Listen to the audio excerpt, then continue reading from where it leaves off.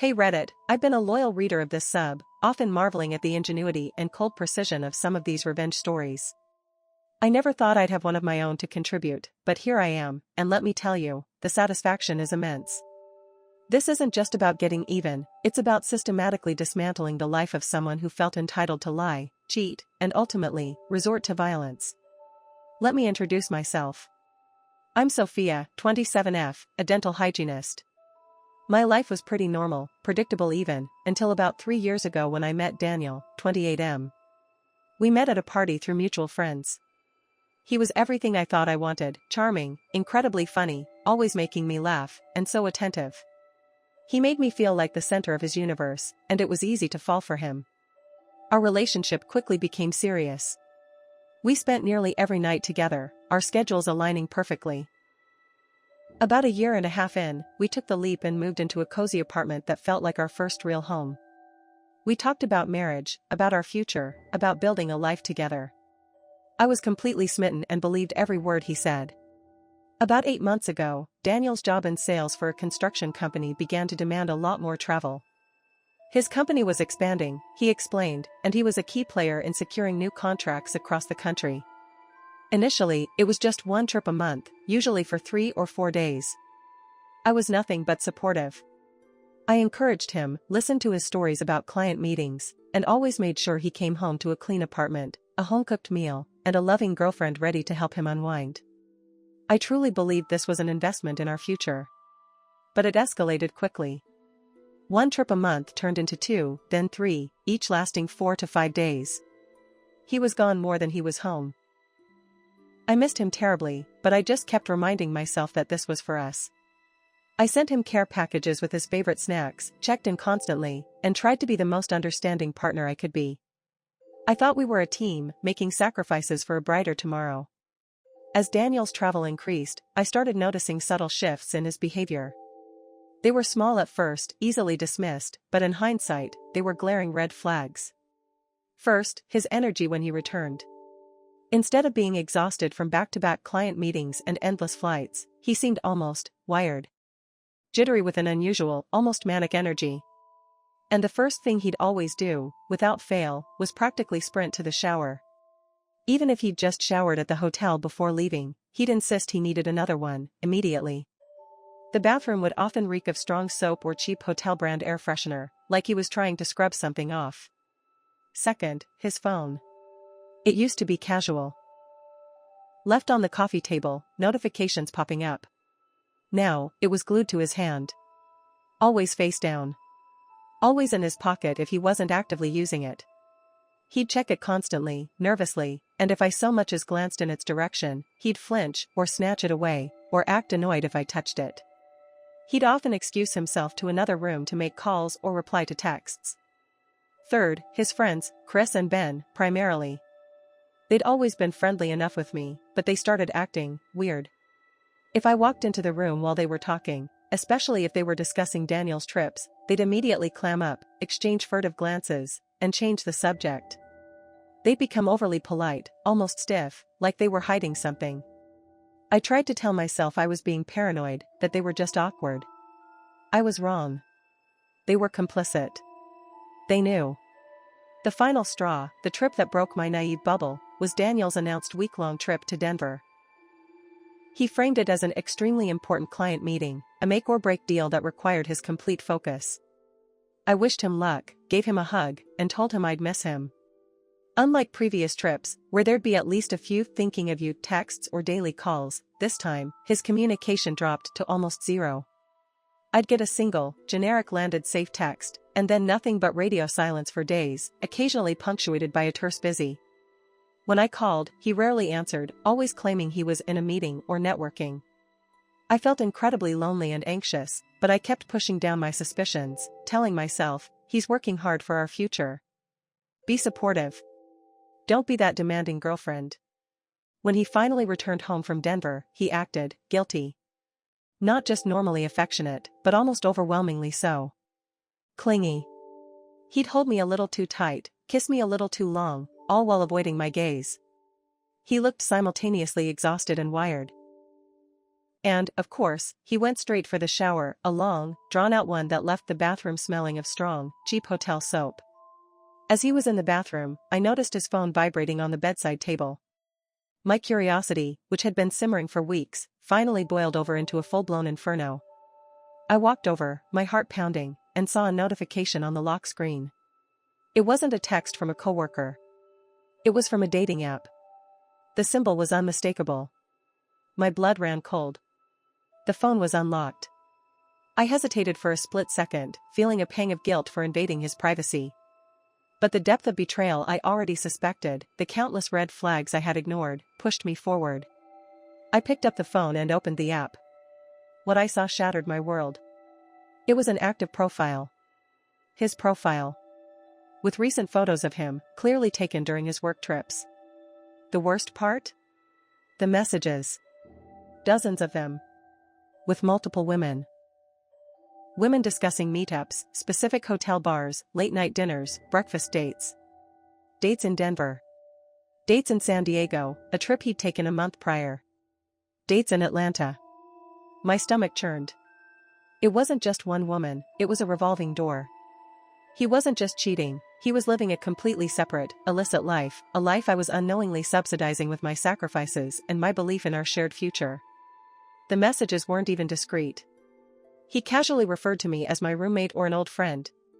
He'd make plans with these women for nights he was supposedly working until midnight, or stuck in unavoidable client dinners. The sheer arrogance, the casualness of his deceit, the absolute entitlement he felt to live this double life, using me as a cover, was nauseating. He genuinely believed he was untouchable, too clever to be caught. I scrolled through, my fingers trembling, taking screenshots of every single incriminating message, every photo, every date. The depth of the betrayal, the callousness of his lies, it was overwhelming. I sat there, the phone heavy in my hand, feeling a crushing weight of disgust. How could I have been so blind? When Daniel finally emerged from the shower, smelling of aggressive soap, his face went pale the moment he saw me. I was sitting on the bed, his phone in my hand, the dating app open, my face undoubtedly streaked with tears. "Sophia." He stammered, his eyes darting from my face to the phone. What is this? What is this, Daniel?" I asked, my voice flat, dead. "This is your dating profile. These are your messages. These are your work trips to meet women in different cities. This is you cheating on me, repeatedly, for months, in our shared life." His eyes widened in panic. He tried to grab the phone. I held it tighter. He immediately launched into the gaslighting, classic cheater playbook. "Oh, Sophia, baby, it's not what you think. It's just a bit of harmless flirting. I wasn't actually meeting anyone. I was just talking to them. These messages discuss meetups, specific hotels, specific dates," I countered, my voice rising. "Are you going to tell me that meet me in the lobby bar at 9 is just harmless flirting?"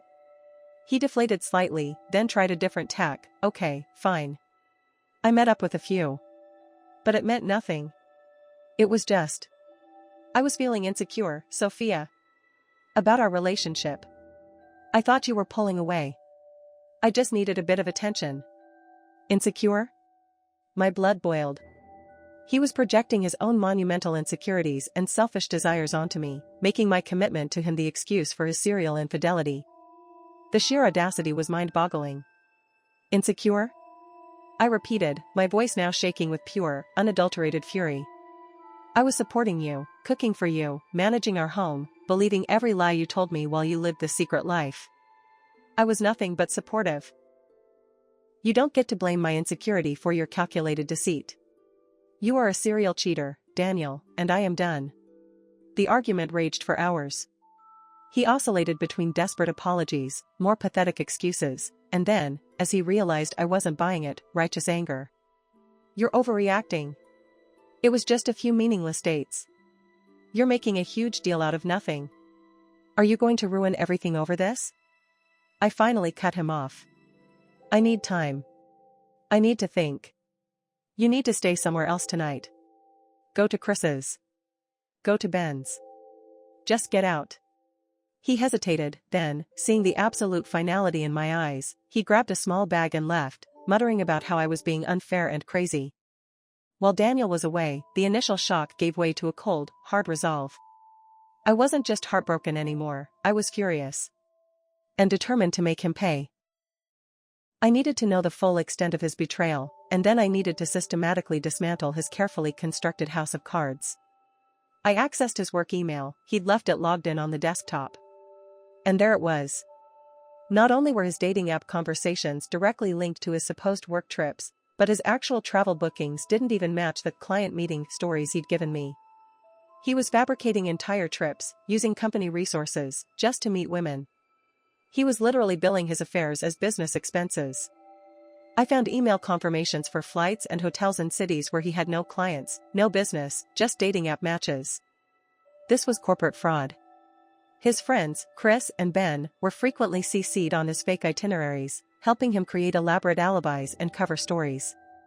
They were all in on it, laughing at me, thinking they were so clever. The betrayal wasn't just Daniel's, it was from his entire circle of friends too. They had actively participated in enabling his entitled double life. I meticulously copied everything. Every damning email, every fabricated itinerary, every screenshot. I saved it all to a secure cloud drive and emailed copies to myself. Then, just to be sure, I printed key documents and tucked them away. I then packed all my essential belongings, my important documents, and left our apartment for good. I moved in with my sister, Clara, and her husband, Mark. I couldn't bear to be in that apartment anymore, knowing the depth of the lies that had been lived within its walls. I also quietly contacted our landlord to remove my name from the lease, effective immediately. This meant Daniel would be solely responsible for the entire rent, something I knew he couldn't afford on his own. That was step one of the revenge. Even after I moved out, Daniel's harassment was relentless. He called me dozens of times a day, left voicemails alternately begging, pleading, and then furiously demanding I come back, insisting he loved me. He truly believed he was entitled to my forgiveness, my continued presence, and my emotional labor, despite what he had done. I blocked his number. He started calling my work.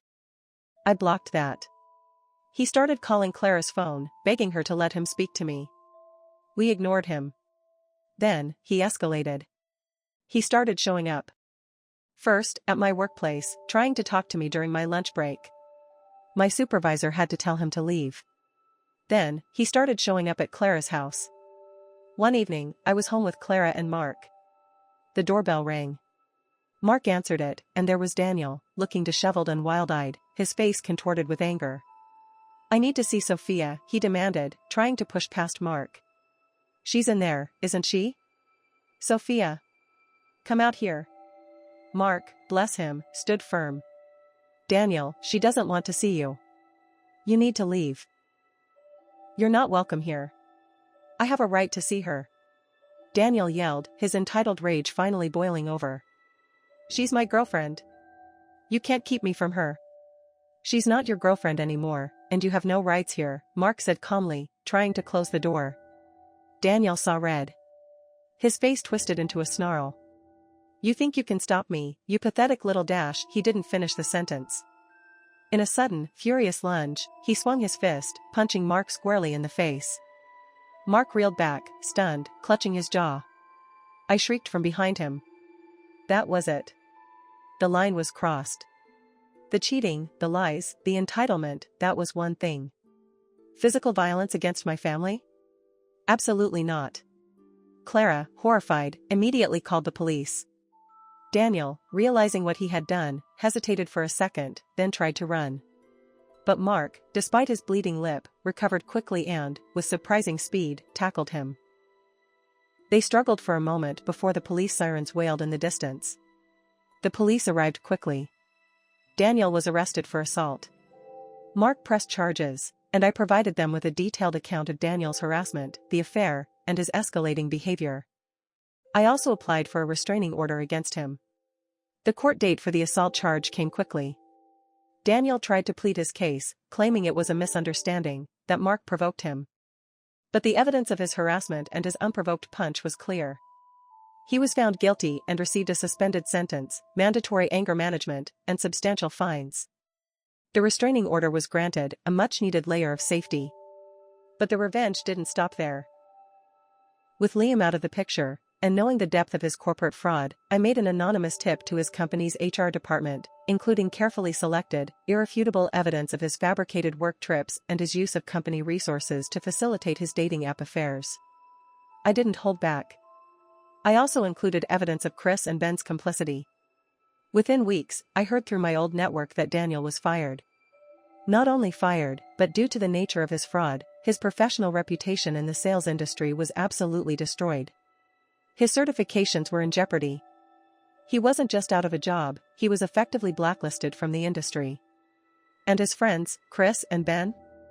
They received formal warnings and significant repercussions at work for their involvement in covering up his fraudulent activities. Their careers were stagnating, their reputations tarnished. Liam had dragged them down with him. Liam struggled to find new employment. His resume, now with a massive gap and determination for cause, was toxic. Without my income and with the full rent of our old apartment weighing him down until he was eventually evicted, and with no job prospects, his life quickly spiraled.